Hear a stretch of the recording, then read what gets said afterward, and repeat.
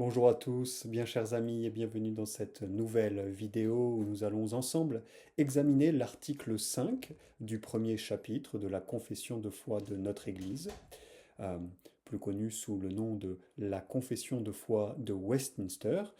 C'est donc, je l'ai dit, l'article 5 du chapitre premier que nous allons examiner ensemble aujourd'hui.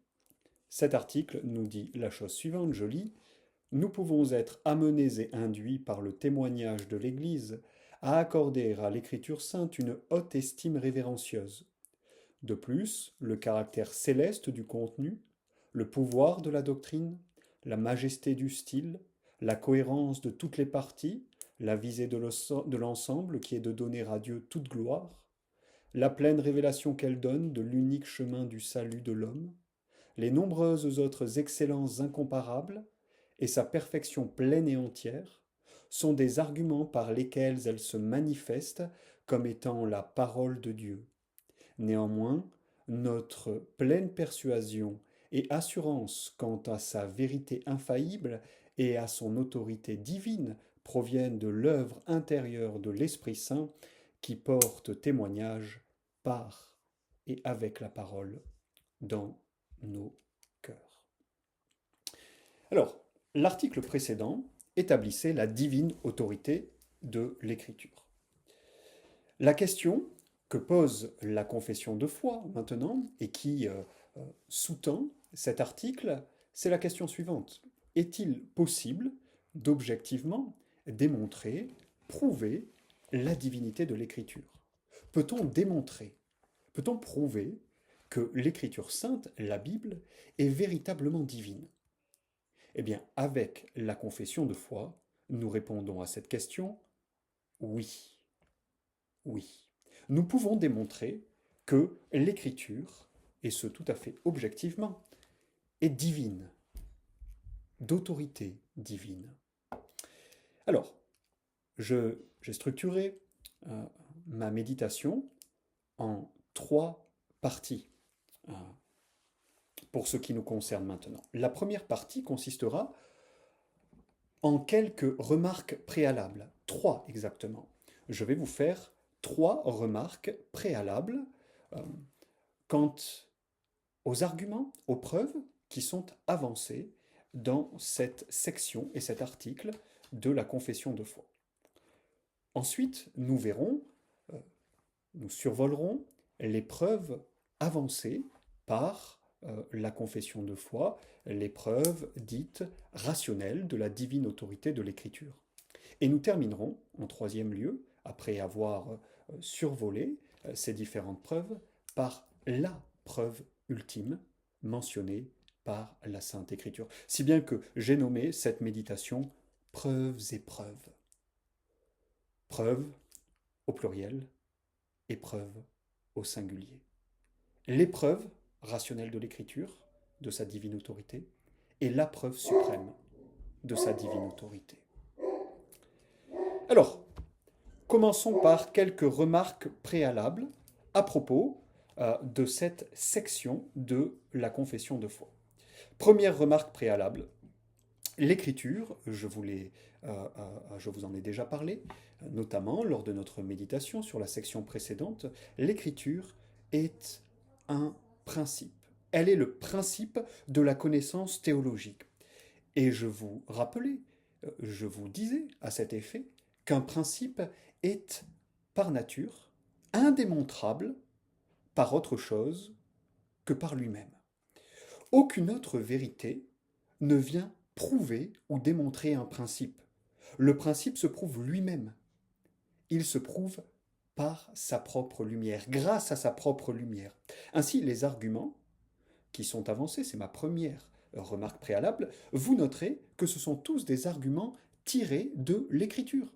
Et oui, parce que l'écriture est un principe, elle se prouve par elle-même. On ne va pas aller chercher les arguments en faveur de la divine autorité de l'écriture ailleurs qu'en l'écriture elle-même, parce que l'écriture est principe de notre connaissance théologique.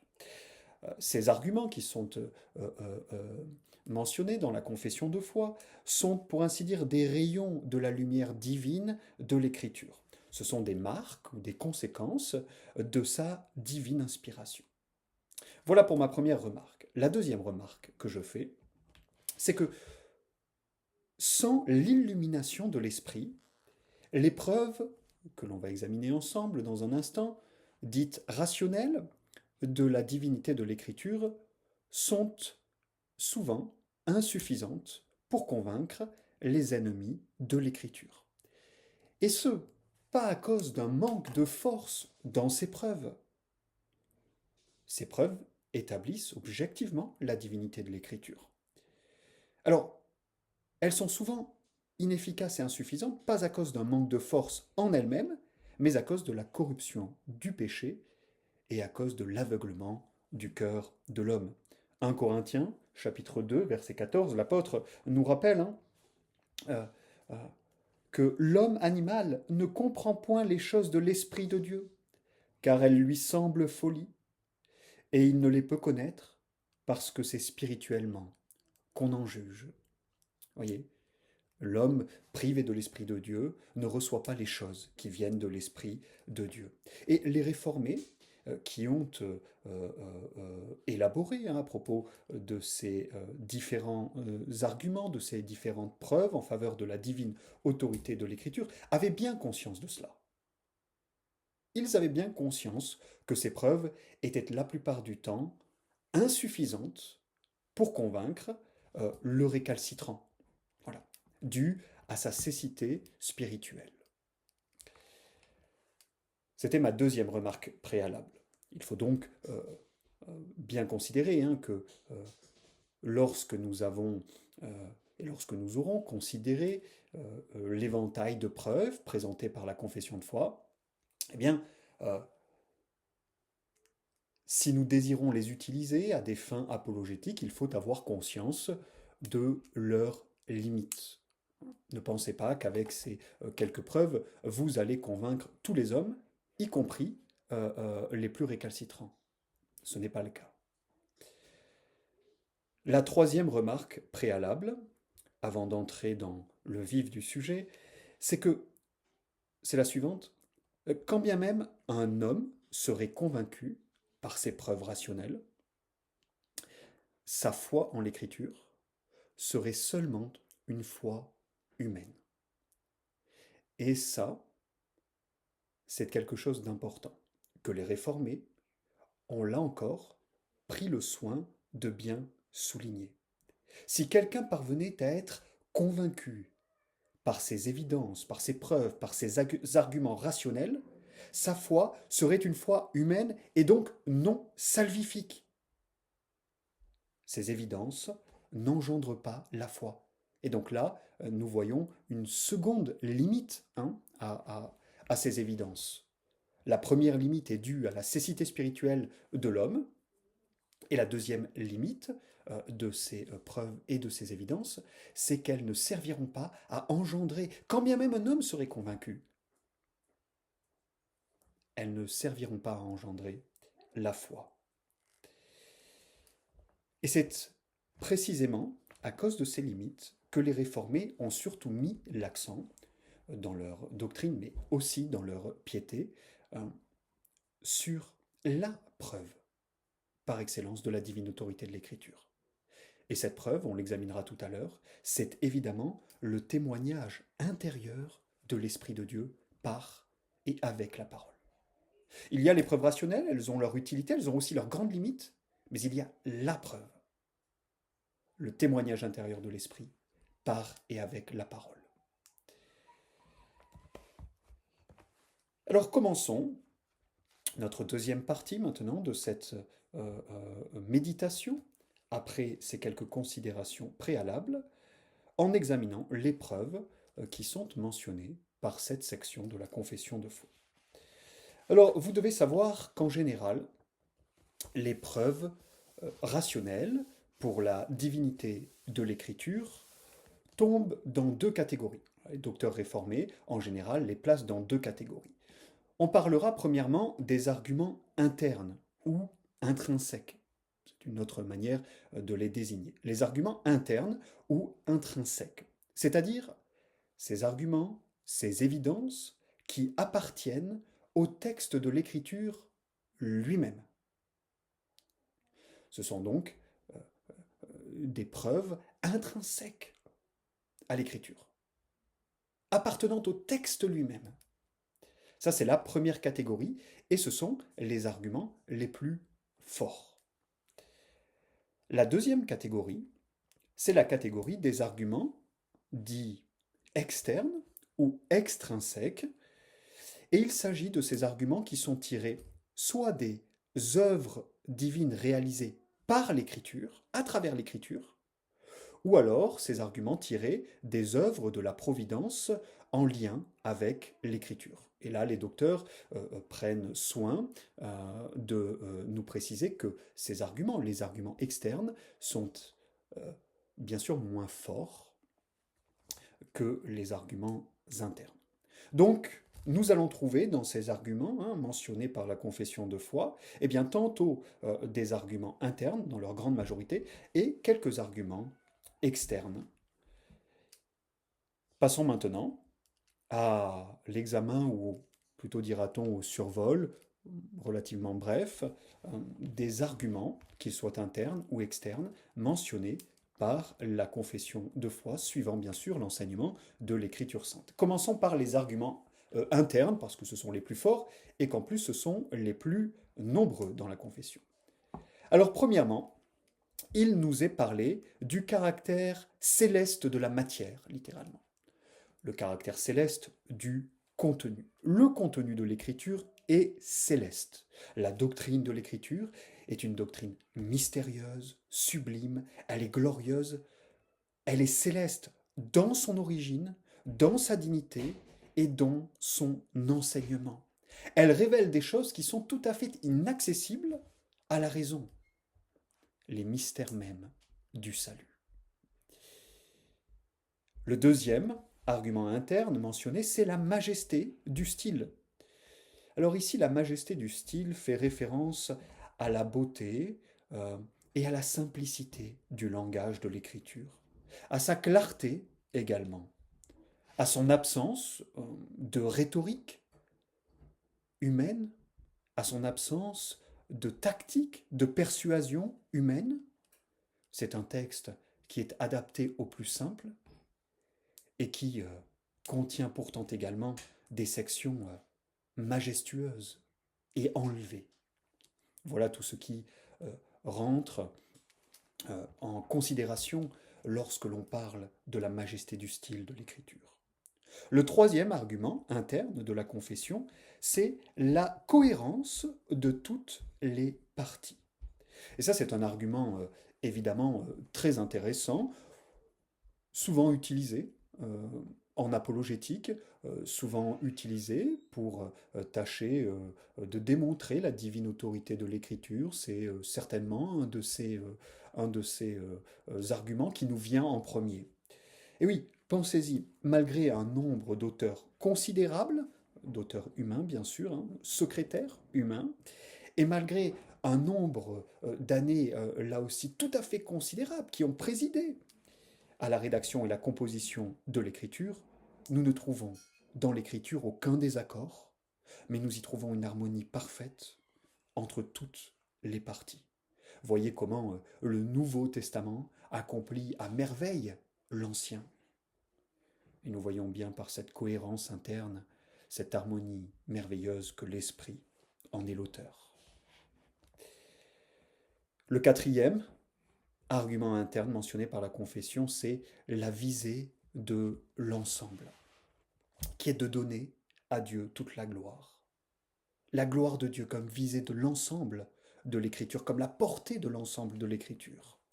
Le but et l'intention de l'écriture, c'est de donner toute gloire à Dieu. L'écriture nous révèle Dieu comme étant le glorieux créateur, le glorieux recteur et le glorieux rédempteur et sauveur du monde. L'écriture amène les hommes à louer Dieu, à l'honorer, à l'adorer, à lui obéir. Elle conduit les hommes à glorifier Dieu en tout ce qu'ils font et à jouir de lui. La gloire de l'homme est complètement absente de ce texte saint et sacré, de ce divin recueil. Et enfin, le cinquième et dernier argument interne mentionné par la confession, c'est la pleine révélation de l'unique chemin du salut. Et oui, seule l'Écriture nous révèle pleinement, pleinement, pleinement, sans rien laisser de reste, le chemin qui conduit au ciel, à savoir Jésus-Christ et la foi en lui. La foi seule en Jésus-Christ, le Sauveur parfait. Elle seule donne connaissance à l'homme de l'espérance de la vie et de la gloire. Alors voilà pour ce qui est des arguments internes mentionnés par la confession de foi. Il y a également deux arguments externes qui sont mentionnés par la confession. Le premier, c'est évidemment le témoignage de l'Église. Le témoignage de l'Église est unanime. L'Église a toujours rendu témoignage à la divine autorité de l'Écriture. Toujours. Elle a défendu cette doctrine. Elle l'a enseignée génération après génération.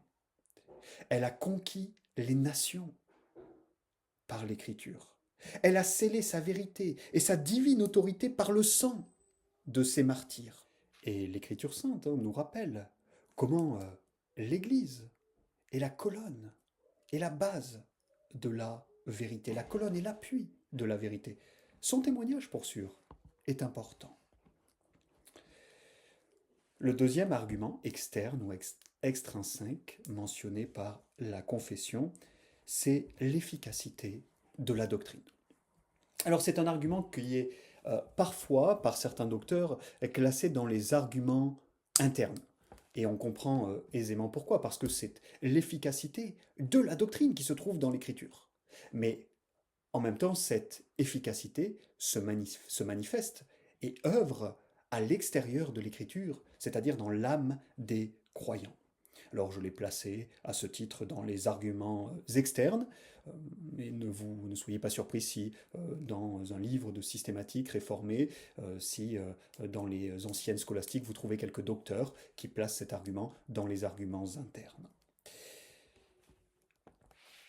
La doctrine de l'Écriture change les hommes, elle change leur vie profondément, elle les convainc de péché. Elle les conduit jusqu'à Jésus-Christ pour trouver la vie. Elle leur fait voir le roi en sa beauté, la beauté du roi Jésus-Christ. Elle leur fait haïr le péché, les convoitises et leurs passions. Elle leur donne amour pour la justice, pour la sainteté et pour la vérité. Et elle leur donne une espérance invincible, l'espérance de la vie. Nous avons passé en revue les différentes évidences, preuves, les différents arguments mentionnés par la confession de foi. Évidemment, il y en a bien d'autres. L'article de la confession de foi nous parle de ces autres excellences incomparables. Il nous parle aussi de la perfection pleine et entière de l'Écriture. Alors on parlera, Dieu voulant, la semaine prochaine, de cette perfection de l'Écriture, puisque l'article 6 lui est consacré. Donc, il y a bien d'autres excellences, et d'ailleurs, là encore, si vous ouvrez des ouvrages de systématique et de scolastique réformée, vous trouverez un certain nombre d'autres arguments qui ne sont pas mentionnés par la confession de foi. La liste n'est donc pas exhaustive. Rappelons que malgré les limites de ces preuves, pour les contradicteurs, elles sont pourtant indubitables pour celui qui a des yeux pour voir.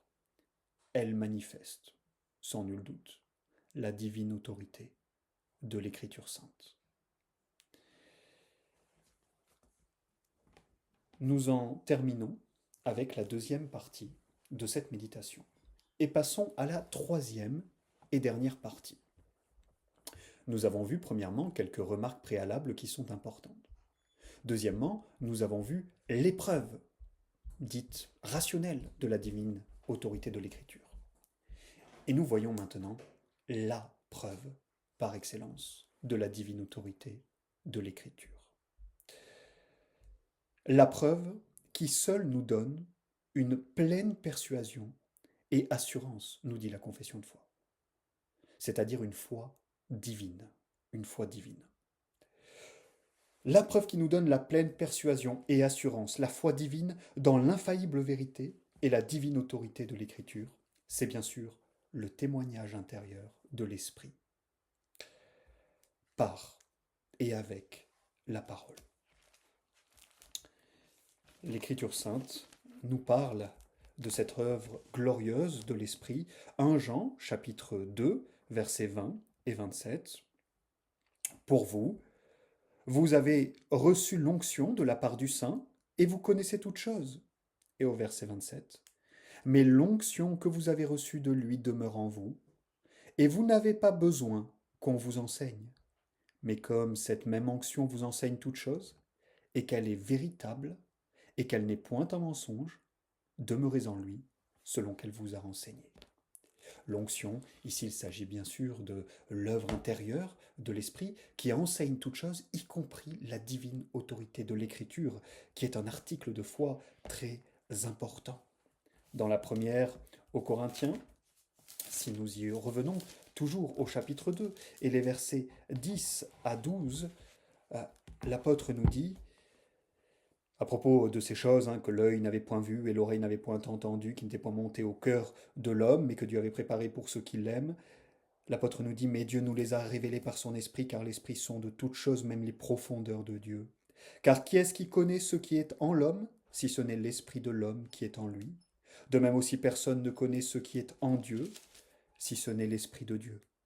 Pour nous, nous n'avons pas reçu l'esprit du monde, mais l'esprit qui vient de Dieu, pour connaître les choses qui nous ont été données de Dieu. Alors, que pouvons-nous dire de ce témoignage intérieur de l'esprit? Nous pouvons en dire trois choses. C'est une œuvre mystérieuse, glorieuse, majestueuse, qui dépasse pour sûr de loin notre raison et ce que nous pouvons comprendre, mais il y a un certain nombre d'éléments appartenant à cette divine œuvre que nous pouvons connaître. Le témoignage de l'esprit consiste premièrement en ce que l'esprit dissipe notre cécité spirituelle, c'est-à-dire notre aveuglement spirituel. Depuis la chute, nous sommes tous par nature aveugles aux choses spirituelles. Nous en avons parlé il y a un instant. Eh bien, l'esprit, lorsqu'il vient témoigner par et avec la parole, eh bien, dissipe notre cécité spirituelle. Deuxièmement, l'esprit nous fait voir la lumière divine de l'écriture par son illumination intérieure. En somme, la lumière de l'esprit dans nos cœurs nous fait voir la lumière de l'esprit dans la parole. La lumière répond à la lumière de l'esprit dans notre cœur, répondant à la lumière de l'esprit dans la parole. Et finalement, le troisième élément de ce divin témoignage intérieur, c'est que l'esprit vient nous appliquer efficacement sa parole. Il applique efficacement sa parole à nos âmes dès lors nous faisons l'expérience de la divinité de l'Écriture. Nous avons goûté la divinité de l'Écriture.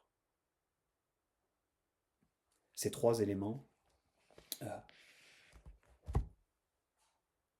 appartiennent, forment, pour ainsi dire, le témoignage intérieur de l'esprit dans notre cœur.